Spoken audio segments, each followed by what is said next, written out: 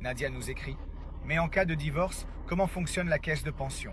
Dois-je partager la mienne et lui doit-il partager la sienne? Exactement, c'est bien comme ça que ça fonctionne.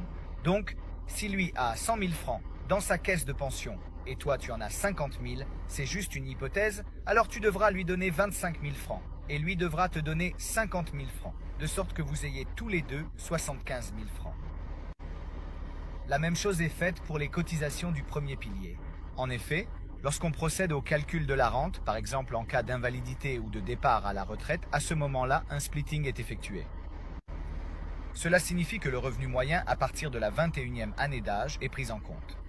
Mais s'il y a eu 10 ans de mariage pendant lesquels, toujours à titre d'exemple, il a gagné 100 000 francs par an et toi 50 000 francs par an, vous aurez tous les deux, sur le certificat du premier pilier, 75 000 francs par an. S'il y a ensuite des enfants en commun, il y a des montants supplémentaires qui s'ajoutent, appelés bonifications pour tâches éducatives, et ceux-ci sont également généralement divisés en deux, à moins que les enfants n'aient été élevés uniquement par un seul parent. Encore deux choses importantes à prendre en considération. La première concerne le fait que le splitting s'applique uniquement aux années de mariage. Donc s'il y a eu une accumulation importante dans la caisse de pension avant le mariage, celle-ci reste évidemment au bénéfice du conjoint, à moins que vous n'ayez conclu un contrat de mariage différent. La seconde question concerne en revanche le compte de libre passage. Lorsque ce type de splitting a lieu, l'argent est généralement placé sur un compte de libre passage.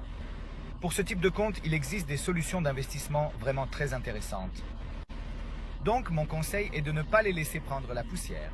Mais puisque ce sont des fonds destinés à la prévoyance et qui sont souvent bloqués pour une longue période, il vaut la peine de profiter de fonds d'investissement à intérêt composé.